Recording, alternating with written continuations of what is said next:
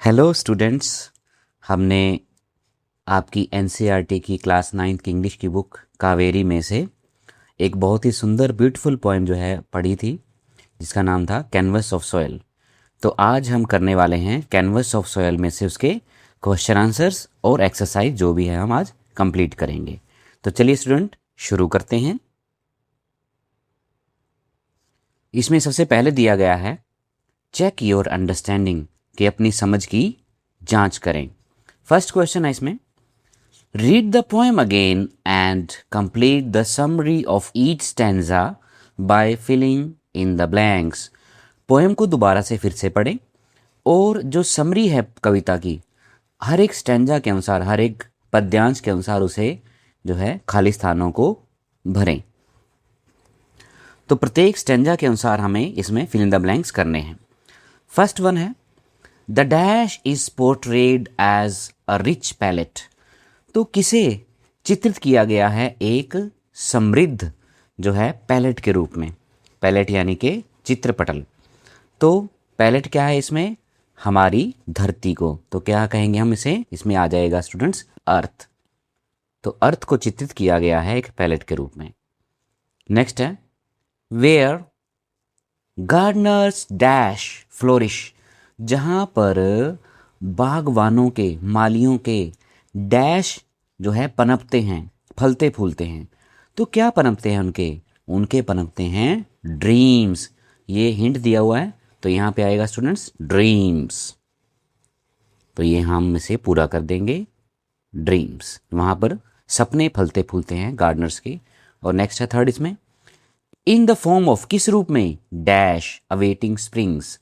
किस रूप में फलते फूलते हैं, जो इंतजार कर रहे होते हैं बसंत का। तो किस रूप में, तो उनके सपने जो है समा जाते हैं किसके रूप में, सीड्स के रूप में। तो यहाँ पे आ जाएगा स्टूडेंट्स सीड्स।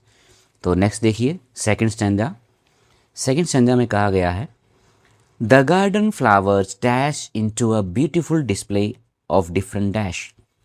जो बगीचे के फूल हैं डैश इनटू, तो वे किस में बदल जाते हैं, खिल जाते हैं। तो बगीचे के फूल कैसे होते हैं, ब्लूम हो जाते हैं, खिल जाते हैं। तो उन्हें कहेंगे ब्लूम, खिल उठना। तो उसी के लिए आएगा हमारा स्टूडेंट ब्लूम, जो कविता में बताया गया है, ब्लॉसम्स ब्लूम कहा गया है ना। तो यानी कि फूल खिलते हैं। Into a beautiful display of different dash. तो क्या उन्हें कलियों क्या बोलेंगे, ब्लॉसम्स। तो यहाँ पे आ जाएगा स्टूडेंट्स ब्लॉसम। आपके लिए हिंट भी दिएगा, पहला अक्षर बी है, तो BLOSSOMS, ब्लॉसम्स। रिजेंबलिंग, तो कैसे प्रतीत होते हैं वो, resembling a dash by mother nature. तो ब्लॉसम्स कैसे प्रतीत होते हैं, रिजेंबलिंग अ डैश। तो माँ जो कुदरत प्रकृति माँ है, तो उसकी क्या लगती है, वो क्या बनाया प्रकृति माँ ने, तो क्या बनाया है एक पेंटिंग। तो क्या आ जाएगा अ पेंटिंग। तो यहाँ पे हम फुलफिल कर दें स्टूडेंट्स पेंटिंग। तो हमने सेकंड स्टैंजा कंप्लीट कर दिया है। थर्ड स्टैंजा जो है, each garden is linked to a wide dash. हर गार्डन को एक चौड़े डैश खालिस्तान के बारे में बताया गया है। तो क्या है, हर एक जो क्यारी है वो कैसी लगती है, तो क्या है, एक चौड़ा कैनवस, अ वाइड कैनवस। यहाँ पे हिंट भी दिया गया है, तो CANVAS। तो कैनवस है। इंटीग्रेटिंग, जो मिलाता है, एक करता है, किसे, आर्ट एंड डैश। तो हमारा जो लास्ट पैराग्राफ में क्या क्या मिलते हैं, आपस में प्रतीत होते हैं, कला और जीवन। तो यहाँ पे आ जाएगा स्टूडेंट लाइफ। और थर्ड वन है, through the efforts of gardens, through the efforts of gardeners, मालियों के प्रयास से, garden transform into still life. तो जो बगीचे हैं वो बदल जाते हैं किसमें, एक जीवंत, किसमें, जीवंत पेंटिंग में। तो किसमें बदल जाते हैं, स्टिल लाइफ पेंटिंग्स। तो जितने भी बगीचे हैं वो सब किसमें बदल जाते हैं, स्टिल लाइफ पेंटिंग्स में से। तो स्टूडेंट्स हमने जो है कविता के आधार पे, पोएम के आधार पे तीनों हुई जो है स्टैंजाज हैं उन्हें फिल कर दिया है। चलिए आगे बढ़ते हैं। नेक्स्ट इसमें दिया है students, select the appropriate title for each stanza from those given below. नीचे दिए कुछ टाइटल दिए गए हैं, तो हर स्टैंजा के लिए आपने जो है एक टाइटल देना है। तो टाइटल क्या हो सकता है, हर एक स्टैंजा का अलग अलग title. There are 2 extra titles, यहाँ पे 2 एक्स्ट्रा टाइटल हैं, शीर्षक हैं। तो इनमें से 3 जो सबसे बेस्ट टाइटल्स हैं वो हमने सिलेक्ट करने हैं। तो स्टूडेंट्स, पहला है, पहले स्टैंजा में क्या कहा गया है। तो चलिए पहला हम गद्यांश देखते हैं। फर्स्ट स्टैंजा में क्या कहा गया है। Palette of earth rich and deep, where dreams of gardeners seep, brush stalks of seeds planted true, awaiting spring's vibrant hue।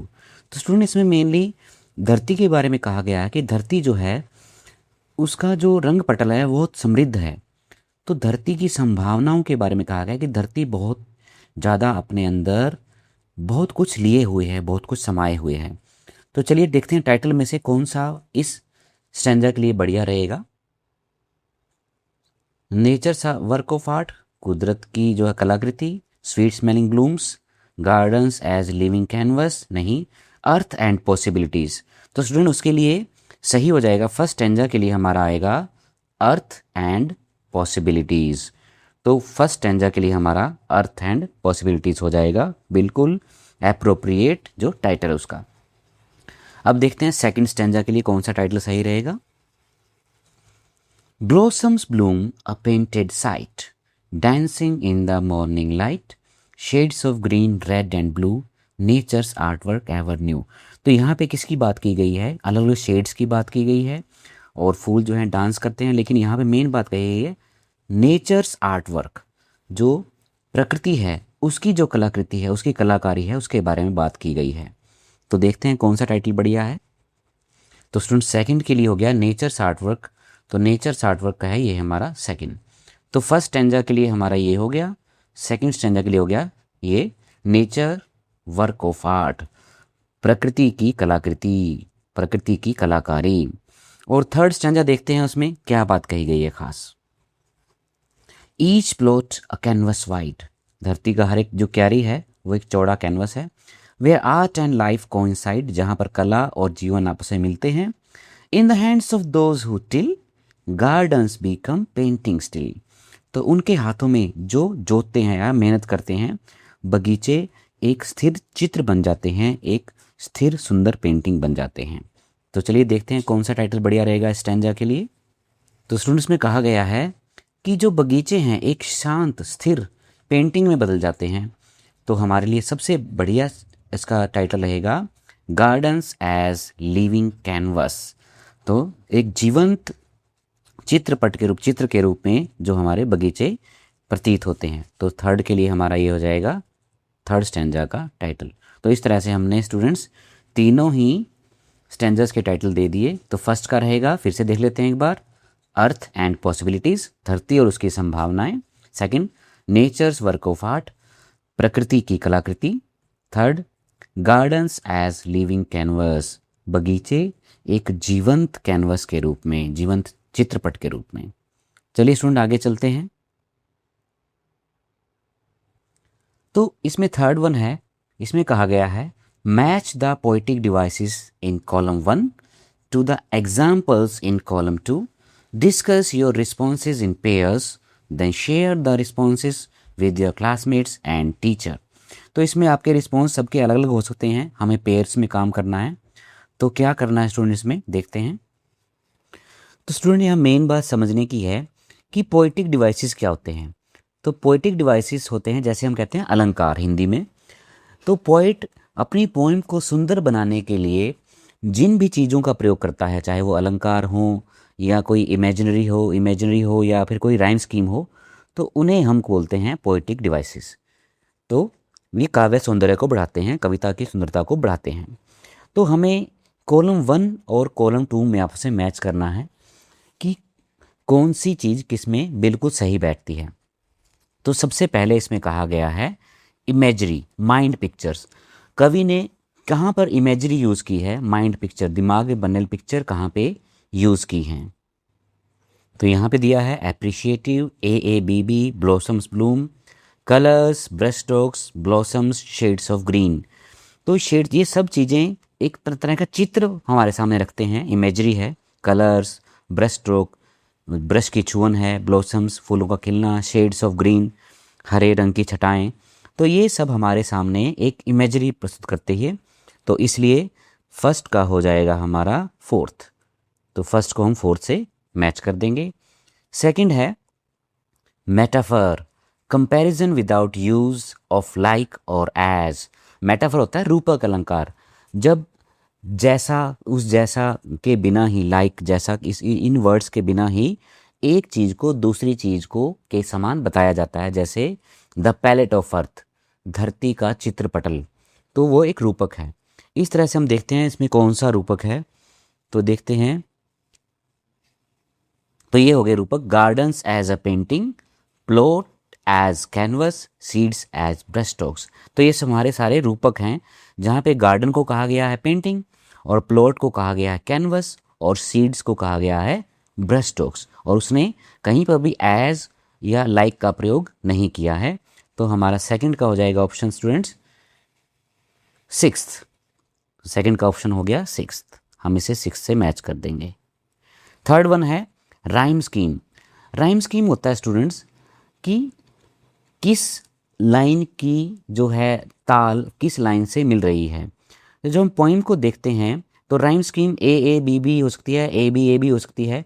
तो राइम स्कीम इस तरह से दी जाती है। ये हमारी पोइम है, इसकी जो राइम स्कीम है वो AABB है। वो देखते हैं कैसे। तो यहाँ पोइम में देखिए student, palette of earth rich and deep where dreams of gardeners seep. तो ये देखिए यहाँ पे ये डीप और सीप आपस में राइम कर रहे हैं। तो ये हो गया ए, यानी कि फर्स्ट लाइन की राइमिंग सेकंड लाइन से है। और फिर यहाँ पे देखिए, brush stocks of seeds planted true awaiting springs vibrant hue. तो यहाँ पर ट्रू जो किससे मैच कर रहा है, ह्यू से। तो इनकी आपस में राइमिंग हो रही है। तो यहाँ लाइन, थर्ड लाइन चौथी लाइन से मिल रही है। तो ये हो गया BB। तो हमारी राइमिंग स्कीम हो जाएगी AABB, जो हम वहाँ पर शो करेंगे।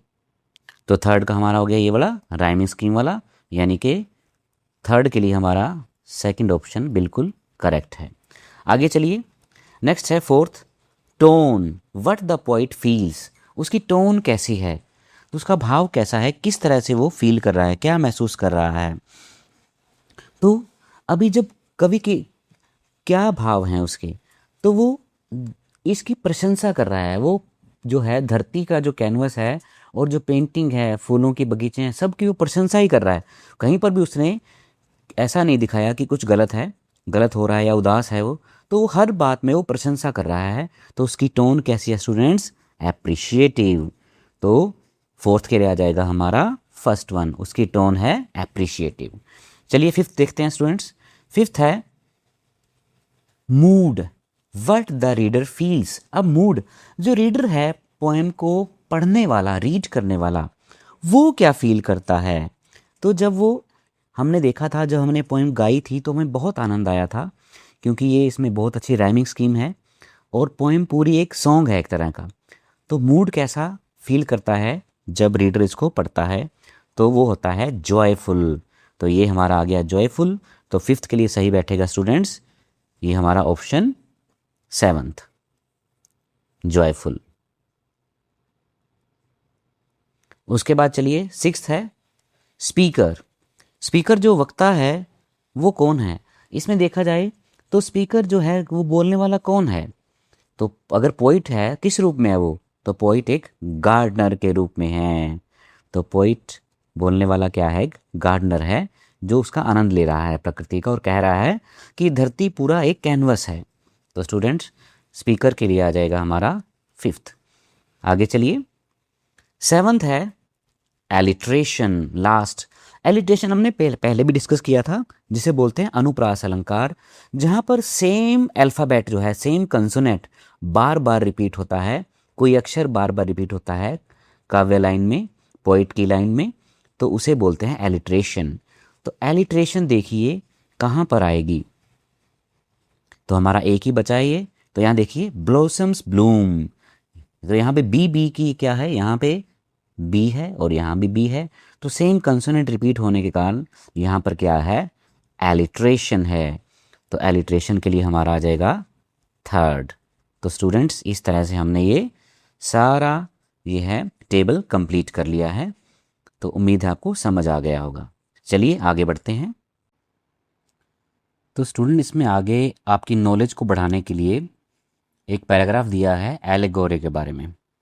The poem may be interpreted as an allegory.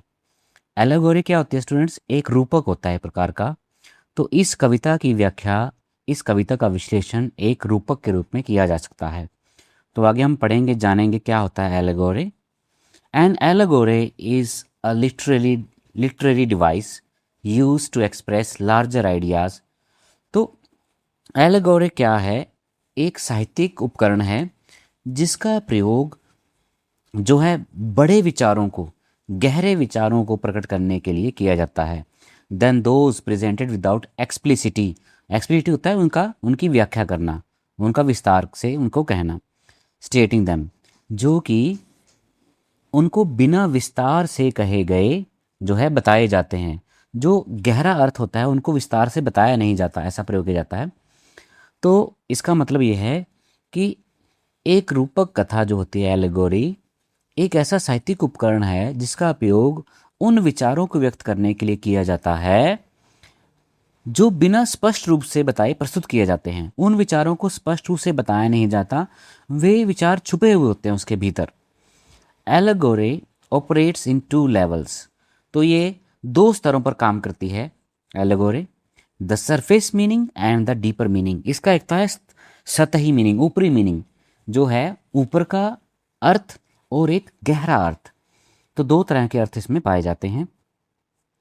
Upon considering this poem as an allegory, the garden could symbolize various aspects of life और नेचर। तो इस कविता को अगर हम एक रूपक मान लें, एक रूपक के रूप में मानने पर जो बगीचा है, जो गार्डन है, वो जीवन या प्रकृति के विभिन्न पहलुओं का प्रतीक हो सकता है। एस्पेक्ट्स होता है पहलू, विभिन्न पहलुओं का प्रतीक हो सकता है। तो इसमें एक एक है, पहला है लाइफ जर्नी एंड ग्रोथ, तो जीवन की यात्रा और विकास। The garden with its changing seasons and blooming flowers could represent the journey of life, growth and the cyclical nature of existence। तो जो बगीचा है अपने बदलते मौसमों, खिलते फूलों के साथ जीवन की यात्रा, विकास और अस्तित्व की जो चक्रीय प्रकृति है, साइक्लिक चक्रीय प्रकृति होता है स्टूडेंट्स। जैसे पहले एक बार बालक होता है, फिर वो बड़ा होता है, फिर वो युवा बनता है, फिर वो अपने उनके जो है उनकी मैरिज होती है, फिर उनके बच्चे होते हैं, फिर वो मर जाता है। तो एक साइक्लिकल जो है चक्रीय प्रकृति है, ये चक्रीय जीवन है, जीवन चक्र है ये। तो ये चक्रीय प्रकृति का प्रतिनिधित्व करता है कि जैसे गार्डन है, गार्डन में फूल खिलते हैं, गार्डन में पहले बीज बोए जाते हैं, फिर उनके पौधे बनते हैं, फिर उनका फूल फल लगते हैं, और वृक्ष काफ़ी समय बाद जो है वृक्ष जो है फिर से मिट्टी में बदल जाता है जब वो सूख जाता है। तो ये इसी प्रकार हमारा जीवन है। तो दोनों दृष्टांत जो हैं, इसका ऊपरी अर्थ क्या है, एक जीवन एक बगीचे की तरह है, और गहरा अर्थ है कि जीवन जो है हमारा वो एक बगीचे की तरह है जिसमें पहले बीज बोए जाते हैं, फिर उनसे पौधे उगते हैं, और उन पर फिर बसंत आता है तो वो खिल उठते हैं, और फिर एक दिन पौधों की तरह हमारा जीवन भी समाप्त हो जाता है। दूसरा इसमें है हार्मनी एंड डाइवर्सिटी। हार्मनी क्या होता है स्टूडेंट, सामंजस्य, आपस का तालमेल, और डाइवर्सिटी होता है स्टूडेंट विविधता, यानी कि अनेक रूपों में होना। तो हार्मनी एंड डाइवर्सिटी, सामंजस्य और विविधता। तो इसमें आगे बताया गया है the interaction of different colours in the garden could symbolize the beauty and importance of diversity and harmony in our world।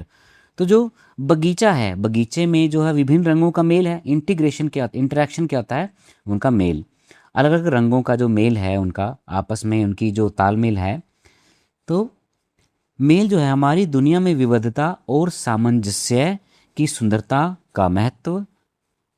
और महत्व का प्रतीक हो सकता है। जो बगीचा है, जो बगीचे में भिन्न भिन्न प्रकार के खिले हुए फूल हैं, वे हमारे जीवन की जो सुंदरता है और जीवन का जो सामंजस्य है कि हमारा जीवन कितना सुंदर बनता है, हम किस प्रकार दूसरे लोगों से भिन्न भिन्न स्वभाव के लोग इस संसार में होते हैं, हम उनसे किस प्रकार तालमेल बिठाते हैं और ये जीवन रंग बिरंगा हो जाता है, दुनिया रंग बिरंगी हो जाती है। तो उसी प्रकार जिस प्रकार एक बगीचे में अलग अलग तरह के रंग हैं, अलग अलग तरह के फूल हैं, वैसे ही हमारा जीवन भी रंग बिरंगा होता है। तो इस प्रकार यहाँ पर दो अर्थ दिए गए हैं। एक ऊपरी अर्थ है जो सतही उसे बोलते हैं, जिसे बोलते हैं सरफेस मीनिंग, जो एक गार्डन को लेकर है, और डीपर मीनिंग जो हम मानवों के जीवन को लेकर है। आगे स्टूडेंट्स पेज नंबर 89 पर है क्रिटिकल रिफ्लेक्शंस। तो इसके बारे में क्या है बताया गया है, चलिए फर्स्ट है इसमें, read the given extracts from the poem and answer the questions that follow. कविता में दिए गए पद्यांश को पढ़ें और उसके बाद प्रश्नों के उत्तर दें जो बाद में दिए गए हैं। इसमें एक आपका स्टैंजा दिया है, तो पूरा स्टैंजा नहीं दिया है, तो ये है brush strokes of seeds planted true awaiting springs vibrant hue. जो ब्रश स्ट्रोक हैं, बीजों की जो कूची जब फिरती है, यानी कि बीजों की छुअन जब धरती को होती है, प्लांटेड ट्रू जो सही रूप में बोए गए हैं, सही तरीके से बोए गए हैं, अवेटिंग स्प्रिंग्स वाइब्रेंट ह्यू वे बसंत के चमकीले रंगों का इंतजार कर रहे हैं। तो इसमें क्या पूछा गया है, the poet has used a metaphor in brush strokes of seeds. जब कवि ने कहा है ब्रश स्ट्रोक्स ऑफ सीड्स, बीजों की कूची फिरना या बीजों की छुअन होना, तो जैसे ब्रश की कूची फिरती है कैनवस के ऊपर, वैसे ही बीजों की कूची कहाँ फिर रही है, बीजों की छुअन कहाँ होती है, धरती पर। तो which opinion from those given below uses a metaphor.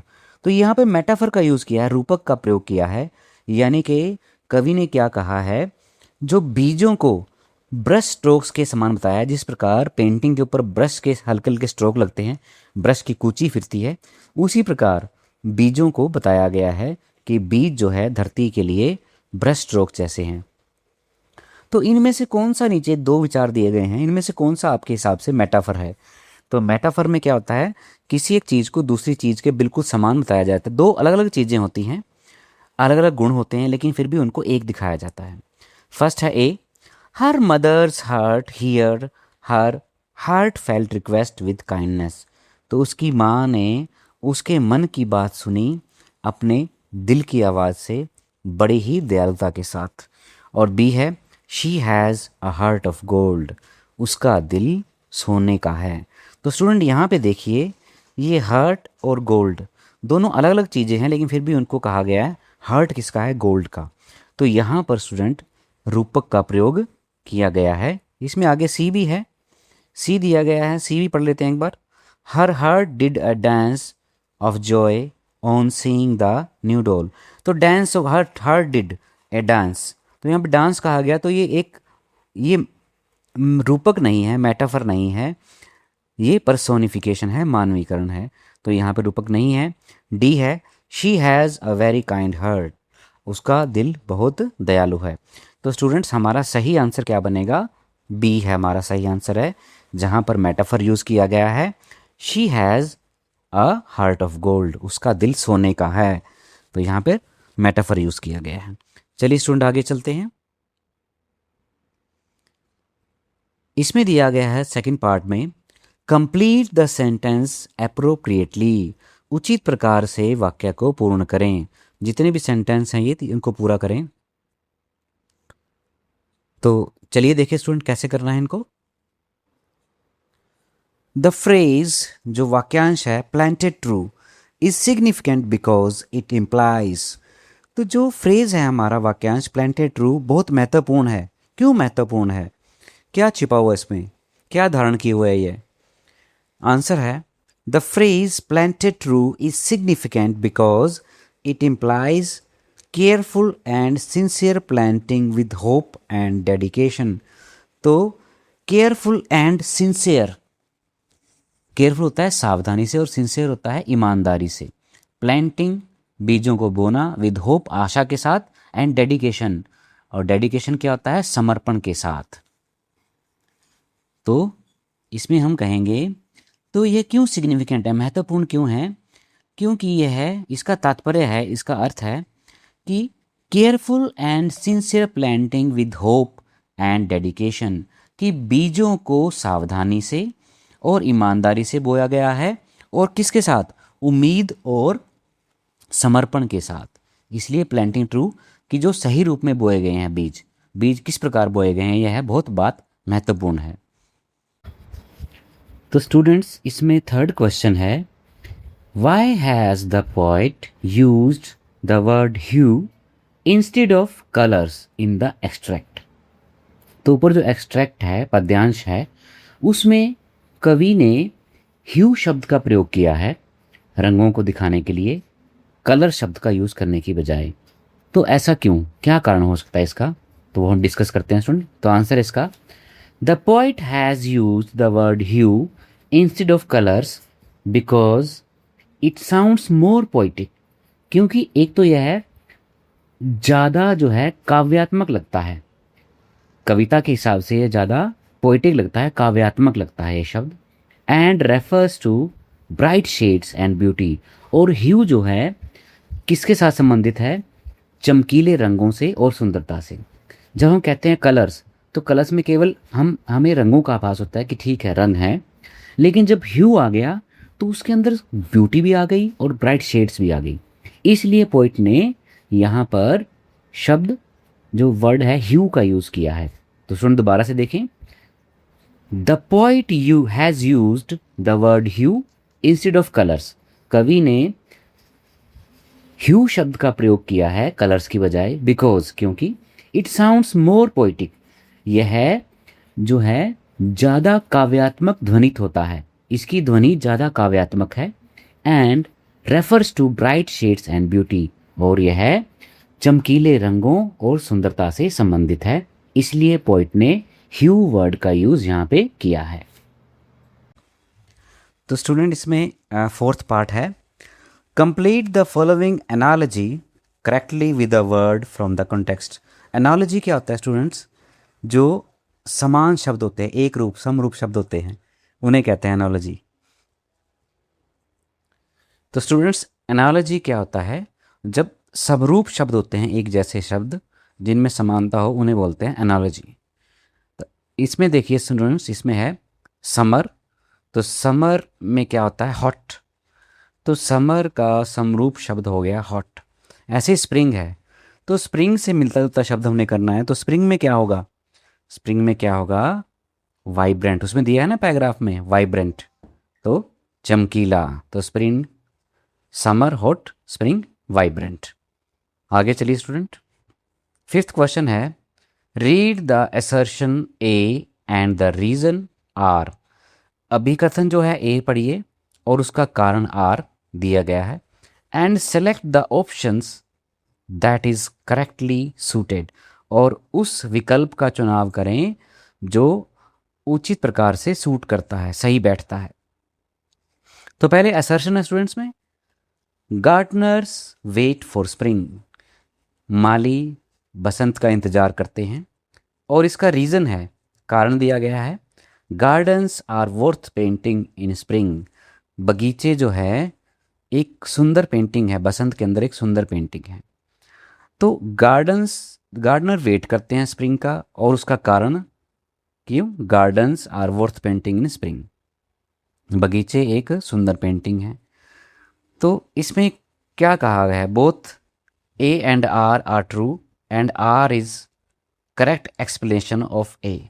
दूसरा है दोनों ही सही हैं, ए और आर दोनों ही सही हैं, सत्य हैं, और आर उसकी सही व्याख्या है, एक्सप्लेनेशन है, उसका सही विश्लेषण है, सही कारण है उसका, रीज़न। बी में है both A and R are true, दोनों ही सही हैं, but R is not the correct explanation of A, परंतु आर जो है इसकी सही व्याख्या नहीं है। सी है A is true but R is false, D है A is false but R is true. तो स्टूडेंट यहाँ पे जो दोनों बातें हैं, गार्डनर्स वेट फॉर स्प्रिंग, जो माली है बसंत का इंतजार करते हैं, gardens are worth painting in spring, तो ये इसकी सही व्याख्या नहीं है। तो इसलिए ए और आर दोनों बातें सही हैं कि गार्डनर्स जो है स्प्रिंग का वेट करते हैं, बसंत का इंतजार करते हैं, और जब स्प्रिंग आता है तो बगीचे एक जो है जीवंत जो है पेंटिंग बन जाते हैं, चित्रकारी बन जाते हैं। दोनों ही बातें सही हैं, लेकिन ये जो आर है इसकी सही व्याख्या नहीं है। तो इसलिए हमारा ऑप्शन हो जाएगा स्टूडेंट ये, both A and R correct true, but R is not the correct explanation of A, परंतु आर उसकी सही व्याख्या नहीं है। आगे चलिए students.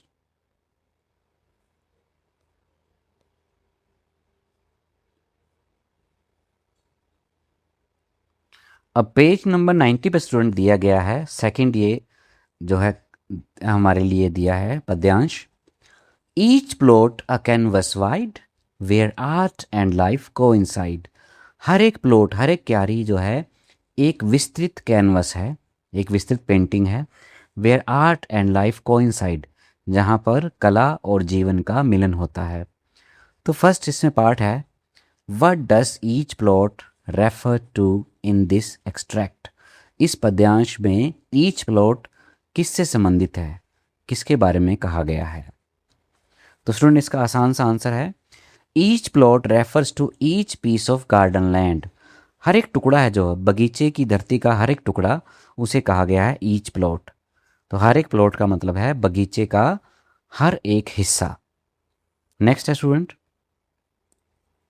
Select which option imitates the rhyme scheme of the extract. कौन सा इसमें ऑप्शन है जो राइम स्कीम है जो उसको उसकी नकल करता है, उसके जैसा ही है। ए है beautiful and clear, laughter and cheer. B है beautiful and clear, laughter and tears.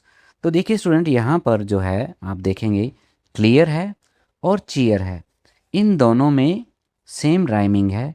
लेकिन यहाँ पर देखें तो क्लियर और यहाँ पे आ गया टीयर्स, तो यहाँ पे फ़र्क आ गया स्टूडेंट्स यहाँ पे। तो इसमें जो है सेम राइमिंग नहीं बैठ रही है, तो हमारा ऑप्शन ए जो है बिल्कुल सही ऑप्शन है। तो ए ऑप्शन है हमारा beautiful and dear, laughter and cheer. तो यहाँ पे राइमिंग स्कीम बिल्कुल सही उसकी इमिटेशन करती है, उसकी नकल करती है, उसका अनुसरण करती है। पार्ट 3 है students, select the line from the extract that conveys that gardening blends aesthetic beauty with natural growth.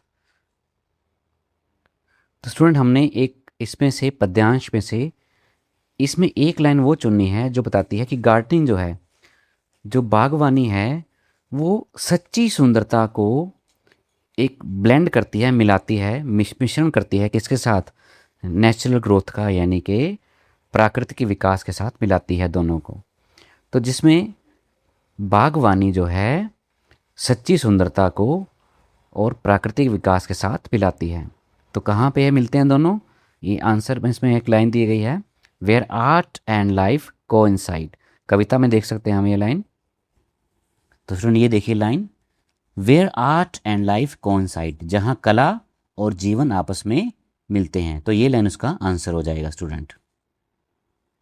आगे से पार्ट 4 है, complete the following sentence appropriately. नीचे दिए गए आगे दिए गए वाक्यों को उचित रूप से पूरा करें। The plot is linked to a canvas suggesting that. जो प्लॉट है, क्यारी है, उसको लिंक किया गया है किसके साथ, एक कैनवस के साथ जोड़ा गया है। तो क्या सुझाता है ये, क्या सुझाव देता है, क्या हमें सुझाता है ये बात। तो आंसर है, the plot is linked to a canvas suggesting that gardens are places where creativity and nature come together. क्यों बाग बगीचे वो जगह हैं, वे स्थान हैं जहाँ पर क्रिएटिविटी, रचनात्मकता और नेचर और कुदरत आपस में एक साथ जुड़ते हैं। क्योंकि कुदरत जो है उसके पास बहुत रचनात्मकता है, वो सुंदर सुंदर फूल, अलग अलग तरह के फूल खिला देती है।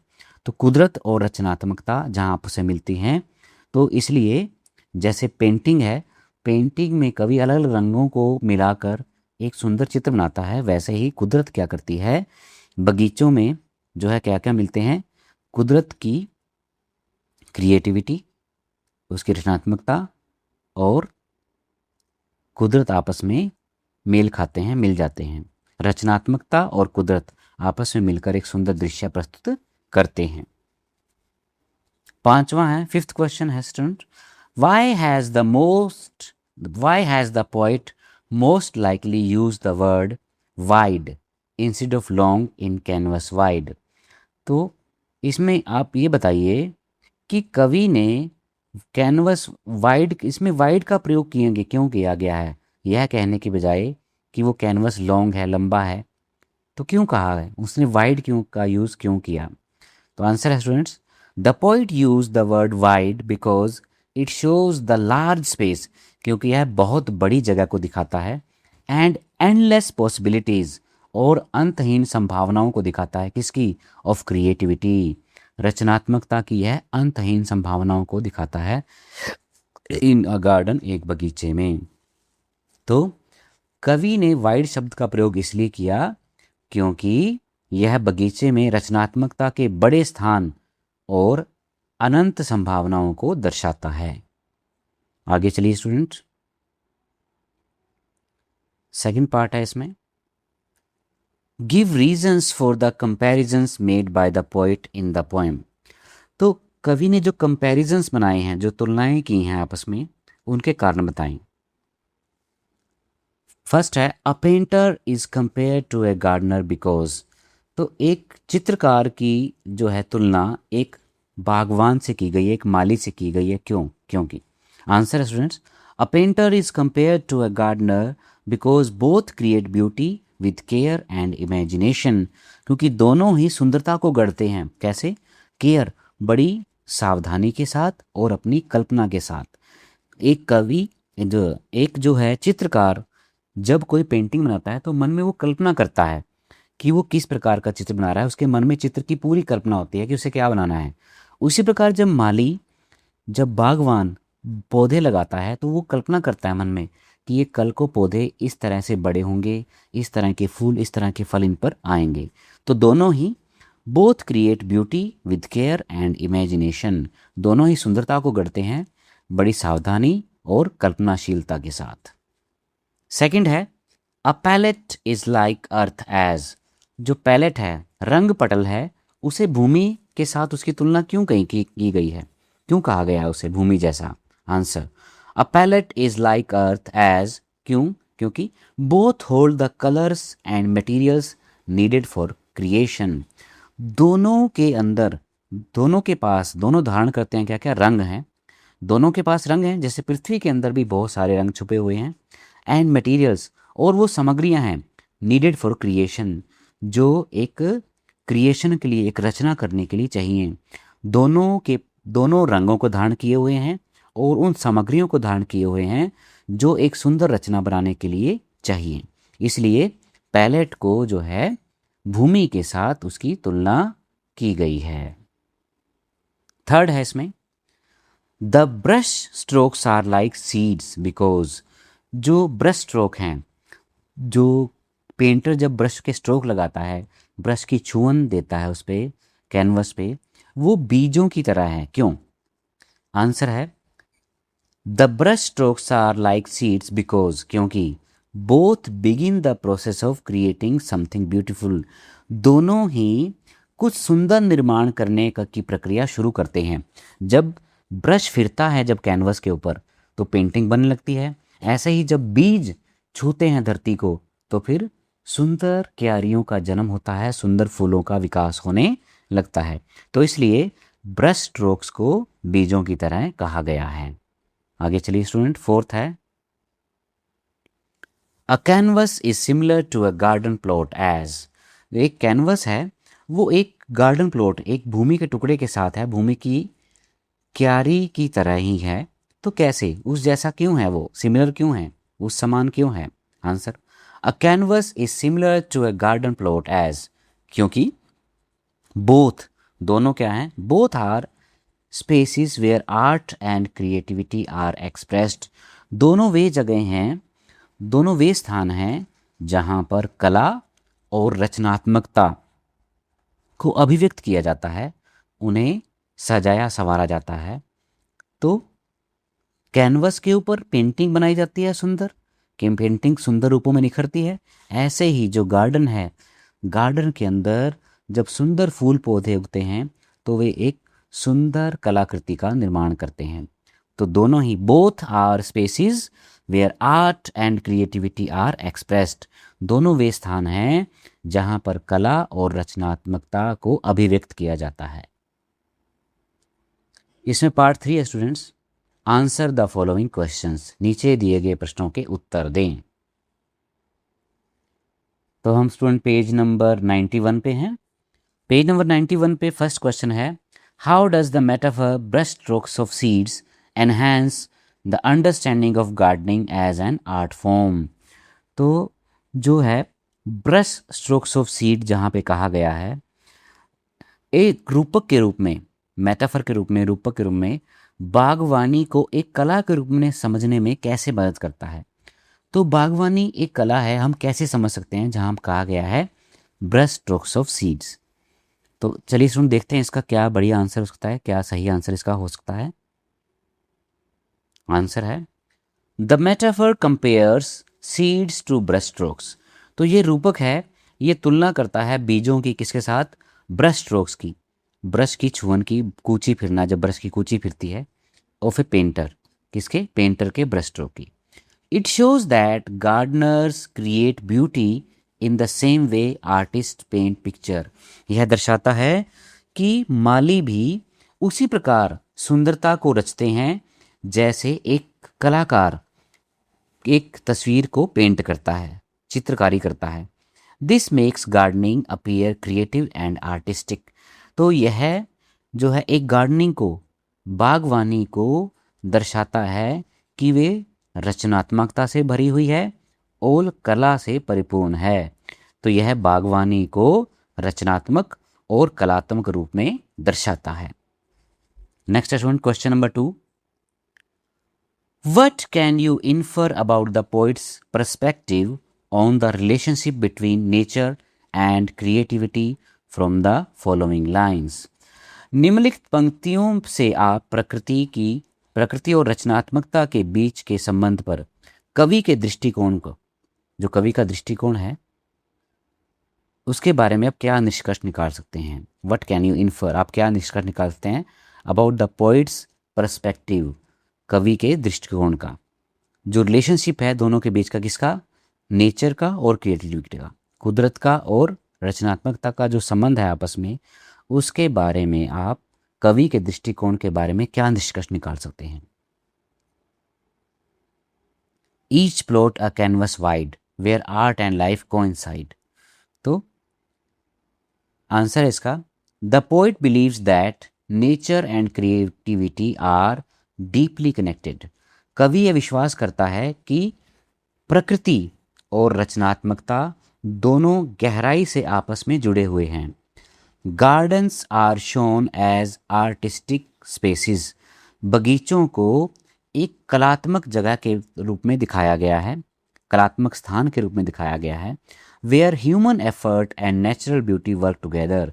जहां मनुष्य के प्रयास और कुदरत की सुंदरता मिलकर काम करती है। हारमोनियसली, हारमोनियस का मतलब क्या होता है, सामंजस्यपूर्ण होकर। जहां पर मनुष्य के प्रयास और कुदरत की सुंदरता सामंजस्यपूर्ण होकर मिलकर काम करते हैं। क्वेश्चन 3 है, do you think the imagery in the poem successfully paints a vivid picture in the reader's mind? If yes, why? If no, why not? तो स्टूडेंट्स, इमेजरी होता है बिंब विधान, यानी कि कल्पनाशीलता। Do you think the imagery in the poem successfully paints a vivid picture in the reader's mind? तो क्या आपको लगता है कि कविता की जो इमेजरी है, बिंब विधान है, पाठक के मन में एक सजीव चित्र बनाने में सफल रही है? यदि हाँ तो क्यों, और यदि नहीं तो क्यों नहीं? तो हमें जब हम कविता को पढ़ते हैं तो क्या हमारे मस्तिष्क पटल पर एक उसका बिंब उभरता है, उसका चित्र उभरता है अथवा नहीं, तो उसके बारे में पूछा गया है। यदि हाँ तो क्यों, नहीं तो क्यों नहीं। तो इसका आंसर है students, yes, the imagery creates vivid pictures in the reader's mind.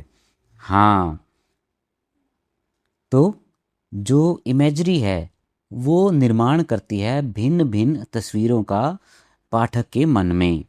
Words like blossoms Bloom, जब शब्दों का प्रयोग होता है ब्लॉसम ब्लूम, जब फूल खिलते हैं।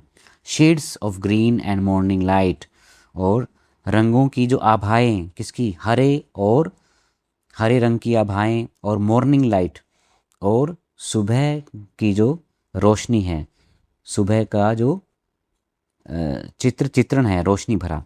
Help readers clearly imagine a colourful and lively garden, यह रीडर को सहायता करता है कि वो अपने मन में कल्पना कर पाए, किसकी, एक रंग बिरंगे और जीवंत बगीचे की। जब कहा जाता है ब्लॉसम्स ब्लूम, फूल खिलते हैं, फूल खिलते ही हमारा मन फूलों की ओर आकर्षित जाता है कि खिले फूल दिखाई देते हैं मन में हमें। शेड्स ऑफ ग्रीन, अलग अलग तरह की शेड्स हमें दिखाई देती हैं हरे रंग की, और मॉर्निंग लाइट, सुबह की रोशनी। तो ये जब वह शब्द आते हैं तो ये पाठक को एक रंगीन और जीवंत स्पष्ट रूप से बगीचे की कल्पना करने में मदद करते हैं। आगे चलिए, फोर्थ क्वेश्चन है, support the view that the poet's mention of the color yellow besides red, blue and green would have lent effectively to the imagery। तो इसमें कहा गया है support the view, इस विचार का समर्थन करें, the poet's mention of the color, कवि ने जो जिक्र किया है रंगों का, उसमें है yellow, besides red, blue and green। तो कवि ने जो नीले हरे रंग के अलावा पीले रंग का उल्लेख किया है, लाल नीले और उसके हरे रंग के अलावा पीले रंग का उल्लेख जो किया है, would have lent effectively to the imagery, तो उसका प्रयोग से जो है इमेजरी जो है और भी प्रभावशाली हो जाती। तो आप इस बात का समर्थन करें, किस प्रकार हो जाती हो। Yellow would add brightness and warmth to the poem, yellow जो पीला रंग है कविता में चमक और गर्माहट जोड़ता है। It would make the picture of flowers and sunlight more colourful and attractive, तो यह क्या करेगा, फूलों की जो तस्वीर है और जो सूर्य की जो रोशनी है उसे और ज़्यादा रंग वाला, रंगीन और आकर्षक बनाएगा। इम्प्रूविंग द विजुअल इमेजरी, जिससे कि दृश्य कल्पना में, दृश्य इमेजरी में सुधार होगा। तो यहाँ पे स्टूडेंट्स पूछा गया था कि अगर भाई लाल नीले और हरे रंग की बजाय अगर पीले रंग का प्रयोग भी किया जाता तो और ज़्यादा प्रभावशाली इमेजरी बनती, तो क्यों बनती वो। तो इस बात के समर्थन में कह सकते हैं कि yellow would add brightness and warm to the poem, जो येलो पीला रंग है वो कविता में एक चमक और गर्माहट लाएगा। It would make the picture of flowers and sunlight more colourful and attractive, यह फूलों की तस्वीर और सूर्य की रोशनी को और ज़्यादा रंगीन और आकर्षक बनाएगा। इम्प्रूविंग द विजुअल इमेजरी, इससे जो है दृश्य इमेजरी जो है वो और भी ज़्यादा प्रभावशाली बनेगी। नेक्स्ट स्टूडेंट है fifth question, considering the line gardens become painting still, what can you interpret about the poet's view on the timelessness of nature's beauty.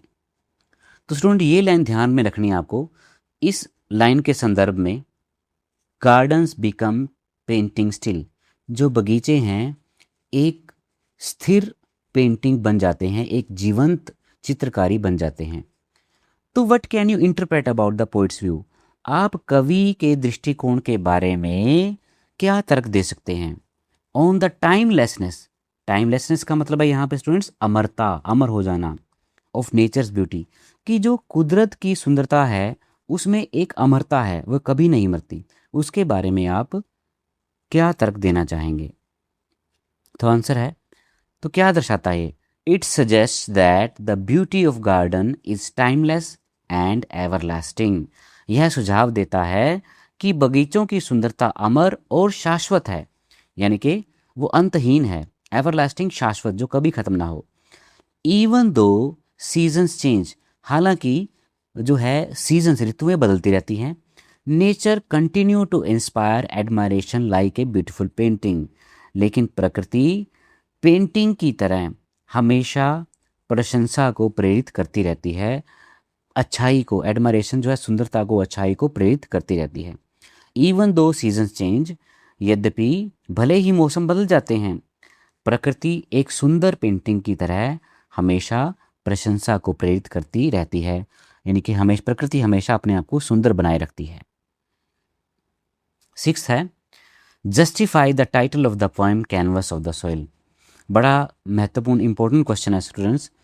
तो जो है टाइटल रखा गया है, इसका शीर्षक रखा गया है कविता का कैनवस ऑफ द सॉइल, इसकी आप इसके बारे में व्याख्या करें कि क्या ये न्याय संगत है अथवा नहीं है। इसको आपने जस्टिफाई करना है कि यह उचित है अथवा नहीं। तो आंसर है students, the title is suitable because the poem compares soil and gardens to a painter's canvas.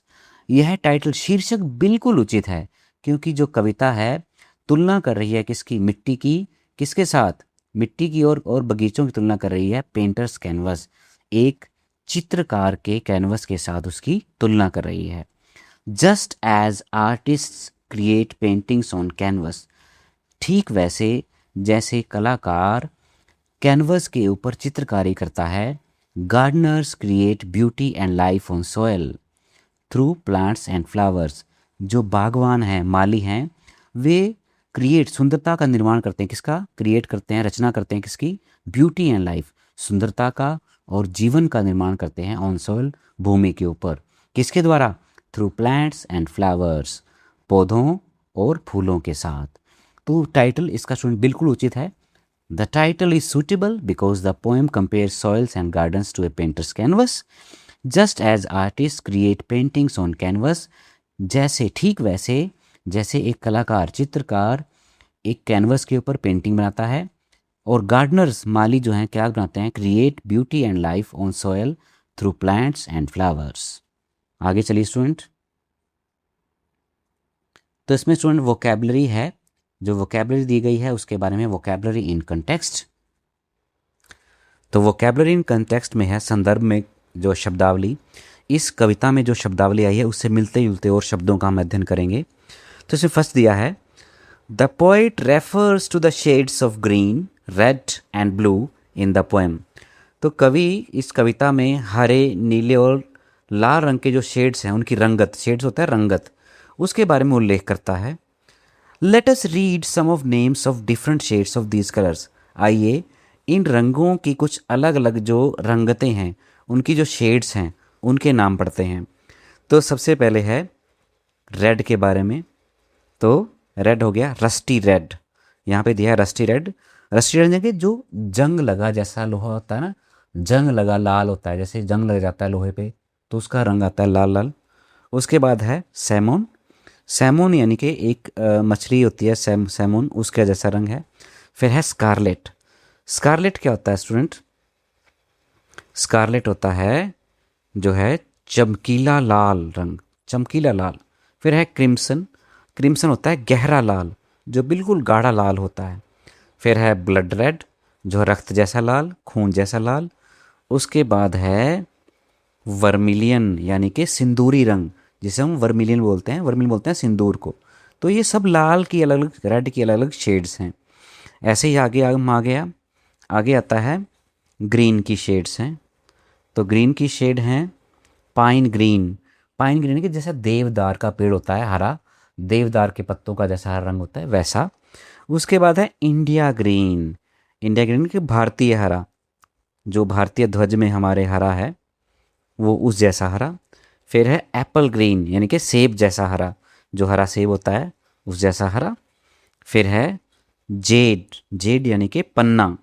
पन्ने का रंग, पन्ना एक प्रकार का जो होता है रतन है, उसका रंग ऐसा होता है। फिर है ऑलिव। ऑलिव बोलते हैं जैतून को, तो जैतून का जो रंग होता है, जैतून के तेल का जैसा रंग होता है, उसका ऑलिव बोलते हैं उसको। तो ये सब हरे की शेड हैं। उसके बाद है पिस्टैचियो। पिस्टैचियो क्या होता है? जो पिस्ता होता है, पिस्ता हम खाते हैं, पिस्टैचियो तो उसका जो रंग है ये भी हरा है। तो ये सब ग्रीन की शेड्स हैं स्टूडेंट्स। आगे चलिए, आगे हैं ब्लू की शेड्स। तो ब्लू में आ गया जैसे नेवी ब्लू।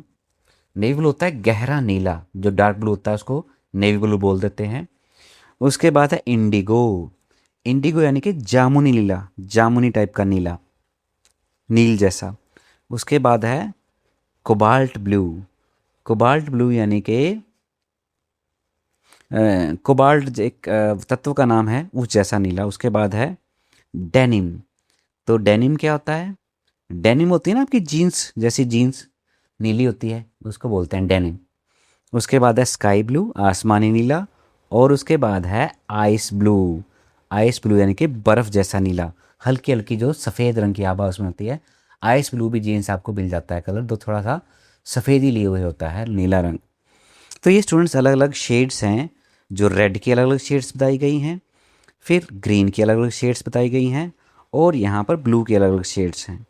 आगे है इसमें, now discuss in pairs any two things that you can associate with these colours. अब दो ऐसी चीज़ें बतानी हैं जो आप इन कलर्स के साथ जोड़ सकते हैं, इन रंगों जैसी जो चीज़ें हैं उनको आप जोड़ सकते हैं। तो चलिए स्टूडेंट देखते हैं कैसे करेंगे ये। तो स्टूडेंट इसके आंसर हैं, पहला है जैसे रस्टी रेड, जो है जंग लगा, जो जंग जैसा लाल। तो उसमें है रस्टेड आयरन, जंग लगा लोहा। ओल्ड मेटल गेट, पुराना कोई धातु का गेट। तो ये दो चीज़ों का रंग कैसा होगा? रस्टी रेड होगा। उसके बाद सैमोन। सैमोन जो होती है एक फिश भी होती है, उसका रंग ऐसा होता है सेम सैमोन जैसा, एक फिश है। पीच कलर्ड फ्लावर्स, जो है पीच कलर के जो फूल हैं उनका रंग होता है ऐसा। आगे नीचे स्कारलेट, चमकीला लाल। तो स्कारलेट कलर किसका होता है? रोजेस, गुलाबों का। फेस्टिवल डेकोरेशंस, और हमें ये फेस्टिवल डेकोरेशंस में ये कलर मिलता है, चमकीला लाल। उसके बाद है क्रिम्सन कलर। तो क्रिम्सन है गाढ़ा लाल, तो ये ब्लड का कलर होता है। और सनसेट क्लाउड्स, जब शाम ढल जाती है, सूरज डूबता है, उस समय जो बादलों का रंग होता है बिल्कुल खून जैसा गाढ़ा लाल। फिर है नहीं क्रिम्सन, ब्लड, और आगे है ब्लड रेड। तो रेड रोजेज हो गए, ट्रैफिक सिग्नल हो गया, ब्लड रेड, ब्लड रेड। इसके बाद चलिए वर्मिलियन। तो वर्मिलियन कौन सा कलर था स्टूडेंट्स? वर्मिलियन यानी कि जो सिंदूर का रंग है। तो वर्मिलियन क्या? सिंदूर हो गया एक तो। उसके बाद टेम्पल डेकोरेशंस, मंदिर की जो सजावट होती है उसमें इसका प्रयोग होता है, तो वहाँ पे ये रंग हमें दिखाई देता है। सेवन्थ है पाइन ग्रीन। तो पाइन ग्रीन कलर में क्या आ गया? पाइन ट्रीज आ गए, और फॉरेस्ट जंगल हो गए, उनमें यह कलर हमें मिल जाएगा। एट्थ है India green. India green colour हमें कहाँ मिलता है? इंडिया के नेशनल फ्लैग में, और ग्रीन फील्ड्स, खेतों में मिल जाता है ये। नाइन्थ है Apple green. Apple green colour कहाँ पे, कौन सी वस्तु में होगा? रॉ एप्पल, कच्चे सेब में। और फ्रेश लीव्स, जो भी ताज़ा ताज़ा पत्ते निकले हैं उनका जो रंग होता है एप्पल ग्रीन होता है, इस जैसी शेड होती है स्टूडेंट्स उनकी। फिर है जेड, पन्ना जैसा रंग। तो वो कहाँ मिलेगा हमें? ज्वेलरी स्टोन्स में, जो आभूषण वाले, जो मन के आभूषण वाले जो पत्थर हैं उनमें। उसके बाद डेकोरेटिव आइटम्स में, जो सजावटी वस्तु हैं उनमें ये रंग मिलेगा। 11th है ऑलिव, जैतूनी रंग। तो उसमें मिलता है ऑलिव्स में, जो ऑलिव का पेड़ है, ऑलिव जो है जैतून के फल हैं, उसके अंदर भी रंग होता है।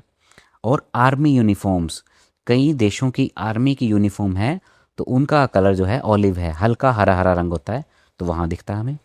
12th है पिस्टैशियो। पिस्टैशियो कलर कौन सा कहाँ मिलता है हमें? आइसक्रीम में। आइसक्रीम होती है पिस्ता कलर की। और नट्स, नट्स जो है पिस्ता नट है, जो जो गिरियाँ हैं उनका कलर तो है ही। इसके बाद 13 है नेवी ब्लू कलर। तो नेवी ब्लू कलर किसका है? डीप ओशियन का, जो गहरे महासागर हैं उनका रंग जो है दिखाई देता है हमें, डीप जो नेवी ब्लू दिखाई देता है। उसके बाद स्कूल यूनिफॉर्म, स्कूल की यूनिफॉर्म है, वहाँ हमें ये कलर मिल सकता है। 4th है इंडिगो। इंडिगो होता है नील जैसा रंग, तो वो कहाँ मिलेगा इंडिगो रंग हमें? इवनिंग स्काई, शाम का जो आसमान होता है, तो जब बिल्कुल क्लियर आसमान हो वो इंडिगो रंग हो जाता है उसका, जब अंधेरा होने से पहले थोड़ा सा। उसके बाद है इंक, स्याही। 15th है कोबाल्ट ब्लू, तो कोबाल्ट ब्लू कहाँ मिलेगा हमें?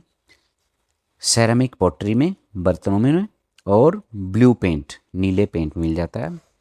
16 है डेनिम, तो डेनिम कलर कहाँ मिलेगा? जीन्स में और जैकेट में। 17 sky blue, sky blue colour कहाँ मिलेगा हमें? क्लियर स्काई और बैलून्स, कई बैलून्स हैं जो स्काई कलर के होते हैं। 18 है आइस ब्लू कलर, तो वो आइस ब्लू कलर कहाँ पे होता है स्टूडेंट्स? ये बर्फ़ जैसा रंग है, तो कहाँ पे होगा ये? ग्लेशियर्स में, जहाँ पर बर्फ़ के पहाड़ हैं। और कोल्ड वाटर, जहाँ पे बहुत ठंडा पानी होता है, उसका कलर भी आइस ब्लू होता है। तो स्टूडेंट ये हमने कलर्स के बारे में ये हमने डिस्कस कर लिया है। तो स्टूडेंट्स इसमें पेज 92 पे पार्ट 2 है। You have studied painting related words like palette, brush strokes, shades, hue, colours and canvas.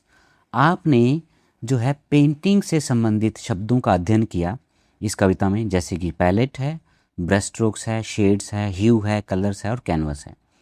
Now read the following paragraph and discuss in pairs. अब नीचे दिया हुआ पैराग्राफ पढ़ें और जोड़ों में आप चर्चा करें आपस में। What the underlined painting related words might mean, कि जो अंडरलाइंड वर्ड हैं, शब्द हैं पेंटिंग से रिलेटेड, उनका क्या मतलब हो सकता है, क्या अर्थ हो सकता है। डिस्कस दिस वे, तो आपने इस प्रकार से डिस्कस करनी है, जैसे कि इसमें दिया है I think dash means dash, मैं सोचता हूँ कि इसका अर्थ यह है, बिकॉज, क्योंकि, उसके साथ रीज़न देना है। द पैसेज टॉक्स अबाउट, यह जो पैसेज है, जो पहरा है, किसके बारे में? उसके बारे में बताता है, क्या बात करता है। जैसे एक एग्जांपल दिया है आई थिंक पोर्ट्रेट, तो इसमें एक वर्ड आया है स्टूडेंट यहाँ पे पोर्ट्रेट, ये देखिए यहाँ पे एक वर्ड पोर्ट्रेट आया है, तो उसने पोर्ट्रेट वर्ड से आपको बनाकर दिखाया है क्या करना है। तो कहता है आई think portrait means a picture of someone's face, तो पोर्ट्रेट क्या होता है? किसी के चेहरे की तस्वीर, उसे हम पोर्ट्रेट बोलते हैं। Because the passage talks about capturing a friend's features, क्योंकि यहाँ पे उसके बाद पोर्ट्रेट के बाद कहा गया है कि one student focused on A detail portrait capturing his friends features, तो उसने अपने दोस्त की जो विशेषताएं थी चेहरे की, उन्हें कैप्चर किया, उन्हें उस पर उतारा। तो इसमें पैसेज बात करता है किस पे? किससे बात? Passage talks about capturing a friends feature, तो इसमें पूरा दे दिया आई थिंक, मैं क्यों सोचता हूँ, पोर्ट्रेट का मतलब है, तो यहाँ पोर्ट्रेट आ गया, उसका मतलब है, इसका यहाँ पे मीनिंग आएगा पिक्चर ऑफ समवंस फेस। तो क्यों है? Because the passage talks about capturing a friends features. तो इस प्रकार हमने जितने भी अंडरलाइन वर्ड आएंगे उनके बारे में हमने इसी प्रकार से डिस्कस करनी है। तो चलिए पहले हम इस पैराग्राफ को पढ़ते हैं students. In the art studio, एक आर्ट स्टूडियो में, आर्ट स्टूडियो क्या होता है स्टूडेंट्स? जहाँ पर कला की प्रदर्शनी लगाई जाती है, कला जहाँ पे निखारी जाती है, कला बनाई जाती है। यंग पेंटर्स ईगरली अप्रोच्ड दियर ईजल्स, जो युवा पेंटर थे, चित्रकार थे, वे बड़ी उत्सुकता से आगे बढ़े अपने ईजल्स की ओर। तो ईजल्स क्या होता है स्टूडेंट? एक प्रकार का स्टैंड होता है जिसके ऊपर कैनवस जड़ा होता है। ये पेंटिंग करने के लिए आपने देखा होगा, इस प्रकार का एक स्टैंड होता है जहाँ पर साथ में ब्रश वगैरह रखने की जगह होती है, और इसके ऊपर कैनवस जो है लगाया होता है जिस पर पेंटिंग होती है। तो ये जो स्टैंड है इसे बोलते हैं ईजल्स। तो ये हमारा स्टूडेंट ईजल्स है, इस प्रकार का जो स्टैंड है। तो स्टूडेंट्स आगे है, आगे इसमें पढ़ते हैं, अपने वो स्टैंड की ओर बढ़े। ईच फ्रेमिंग ए कैनवस, जिस पर एक कैनवस जड़ा हुआ था। That they had to work on, जिस पर उन्हें काम करना था। द टीचर एनकरेज देम, अध्यापक ने उन्हें उत्साहित किया। टू एक्सपेरिमेंट, कि वे एक्सपेरिमेंट करें, प्रयोग करें। विद डाइवर्स, डाइवर्स होता है विविध। टोनल रेंज, टोनल रेंज क्या होता है? रंगों के विविधपन की, रंगों के अलग अलग प्रकार की, असीमित रंगों का प्रयोग करें। Playing with shades and hues, और वो खेलें अलग अलग रंगतों से और ह्यूज़ से, उनकी आभाओं से खेलें, अलग अलग प्रकार की शेड्स से खेलें। To bring their paintings to life, जिससे कि उनकी पेंटिंग्स जीवंत हो उठें। One student focused on a detailed portrait, तो पोर्ट्रेट का हमने बना लिया ऊपर। तो पोर्ट्रेट क्या होता है? किसी के फेस की तस्वीर। Capturing his friends features. First with careful under painting. Under painting क्या होता है स्टूडेंट? जब भी कोई पेंटिंग बनती है तो शुरू में उसका बेस बनाया जाता है, उसमें कुछ बेस के रंग पेंट किए जाते हैं और फिर कुछ आड़ी तिरछी रेखाएं खींच जाती हैं, जिसे बोलते हैं हम under painting. And then filling the final colours, और उसमें उसके बाद जो है उसमें अंतिम रंग उसमें भर दिए। अनदर स्टूडेंट, एक और स्टूडेंट ने क्या किया? Worked on A mural. तो म्यूरल क्या होता है स्टूडेंट? जो दीवार के ऊपर चित्र बनाया जाता है उसे बोलते हैं म्यूरल। तो उसने उस पर ध्यान केंद्रित किया। डिपिक्टिंग अ स्प्रिंग डे, उसने क्या चित्रित किया? एक बसंत का दिन। On the right wall of the classroom, कक्षा कक्ष की दाएं वाली दीवार पर। द रूम कंटिन्यू टू बज, बज होता है गुंजार करना, गूंजना। विद आर्टिस्टिक एनर्जी, जो पूरा कक्ष था वो कलात्मक ऊर्जा से गूंजता रहा। तो स्टूडेंट हमने ये वर्ड्स हैं, इनका प्रयोग करना है। एक तो यहाँ पे हमारे पास आया है ईजल्स। ईजल्स वर्ड के बारे में ये बातें बतानी है जैसा यहाँ पे कहा गया है, आई थिंक। उसके बाद वर्ड आया है हमारा अंडरलाइन किया हुआ टोनल रेंज। उसके बाद है पोर्ट्रेट, ये ऊपर कर लिया गया है। और उसके बाद है अंडर पेंटिंग और म्यूरल। इन शब्दों को हमने, इन वर्ड्स को यहाँ पे जो बताया गया है, जैसा कि आई थिंक, ये वाला हमने यूज़ करके स्ट्रक्चर इसमें भरना है और उसमें डिटेल देनी है। तो चलिए स्टूडेंट हम बार बार इनको एक एक करके इनको करते हैं। तो पहला स्टूडेंट था, पहला वर्ड है ईजल्स। तो ईजल्स का मैंने बताया कि एक स्टैंड होता है जिस पर कैनवस लगाया जाता है। तो I think easels mean stands use to hold a canvas. Easel का मतलब है एक स्टैंड जो कैनवस को पकड़े रखता है वाइल पेंटिंग, पेंटिंग करते हुए। Because the passage talks about painters approaching them, क्योंकि पैसेज बात कर रहा है उसके बारे में कि पेंटर उनकी ओर बढ़ रहे हैं। To work on their canvases, अपने कैनवसेस पर काम करने के लिए उनकी ओर बढ़ रहे हैं। सेकंड स्टूडेंट जो है टोनल रेंज, तो रंगों की विस्तार, रंगों की सीमा। I think tonal range means different shades and levels of colour. Tonal range का मतलब है अलग अलग जो है रंगतें, रंगों की अलग अलग आभाएं और उनके स्तर और ब्राइटनेस या उनकी चमक। Because the passage talks about experimenting with shades and huge. तो पैराग्राफ में बात की गई है किसके बारे में? Experimenting with shades and huge. तो उसमें टीचर ने कहा कि आप एक्सपेरिमेंट कीजिए, आप पूरे प्रयोग कीजिए, किनके साथ? शेड्स और ह्यूज के साथ, रंगतों के साथ और रंगों की आभाओं के साथ, शेड के साथ आप पूरे प्रयोग कीजिए। नेक्स्ट है थर्ड वन पोर्ट्रेट। तो पोर्ट्रेट ऊपर आंसर दिया जा चुका है, फिर भी हम दे देते हैं दोबारा। I think portrait means a painting और picture of a person's face, because the passage talks about capturing a friend's features. ये हमने कर लिया स्टूडेंट। फोर्थ है अंडर पेंटिंग। तो अंडर पेंटिंग क्या होता है स्टूडेंट? जब पेंटिंग बनाने से पहले उसके नीचे एक बेसिक बेस कलर लगाया जाता है और कुछ रेखाएं खींच जाती है, उसे बोलते हैं अंडर पेंटिंग। और बाद में उसको पूरा करने के लिए उसमें रंग भरे जाते हैं। तो फोर्थ है I think under painting means the first basic layer of painting. तो पहली आधारभूत जो परत होती है पेंटिंग की उसे बोलेंगे under painting. Before adding final colours, जो है अंतिम रंग भरने से पहले जो बनती है। Because the passage says the student first made it and then fill the final colours. Passage कहता है कि पहले स्टूडेंट ने अंडर पेंटिंग की और फिर उसमें रंग भर दिए। फिफ्थ और लास्ट है student, I think mural means a large painting made on a wall. तो म्यूरल मैंने बताया, हमने डिस्कस किया स्टूडेंट, म्यूरल क्या होता है? एक भित्ति चित्र, जो दीवार पर बना चित्र होता है उसे बोलते हैं म्यूरल। तो I think mural means a large painting made on a wall, because the passage talks about depicting A spring day on the classroom wall.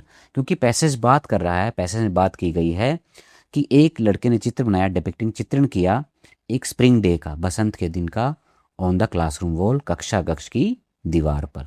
तो स्टूडेंट यहाँ 5 के 5 वर्ड मीनिंग हमने कर लिए हैं।